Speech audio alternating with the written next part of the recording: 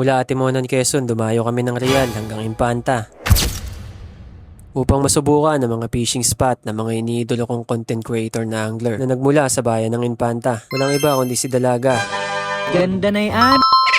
at ang nag-iisang kahuway. Ay, huwi! Dali, amo mo, ha? Zap!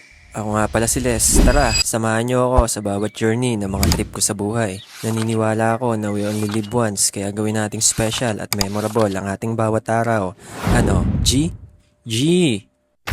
Mag-aalas 9 ng umaga na makalis kami ng bayan ng Atimonan. At sa wakas sa tinagal-tagal nangakitan na tuloy din ang aming Infanta. Fishing trip na may kasamang road trip. First time ko makakapunta ng Infanta. Second time ko naman sa Real. Nagpasya ako na mag-OBR na lang. Biglaan kasi yung akitan. Wala na kasi akong time para i-kondisyon yung motor na pambiyahe ko. Pumayag naman yung tropa natin ay angkas na lang ako. Meron din kasi kaming kukunin ng motor sa Infanta at ako magmamaneho nito pauwi. At paglabas namin ng Old Zigzag Road, diretso na ng Lucena. May quick stopover lang kami sa NBI dahil may claim na dokumento yung aking tropa.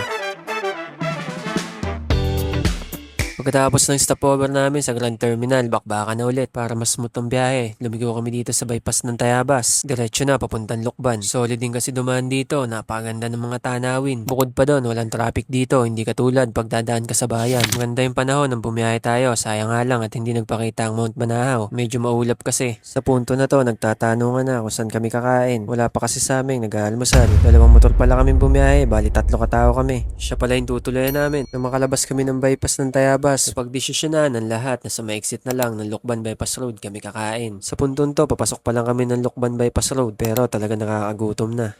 Jollibee, baka naman. Nakarating na kami sa exit ng Lucban Bypass Road. Nakapili na din kami ng kakainan.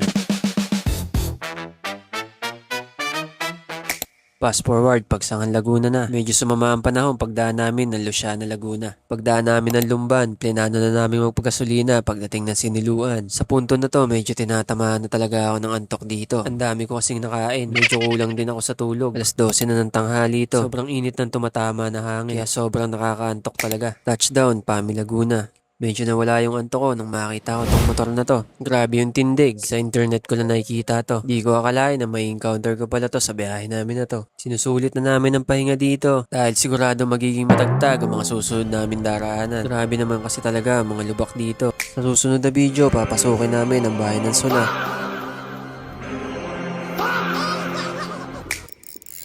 Next episode, magkakaalaman na kung talagang proven yung mga spot ng mga idol natin.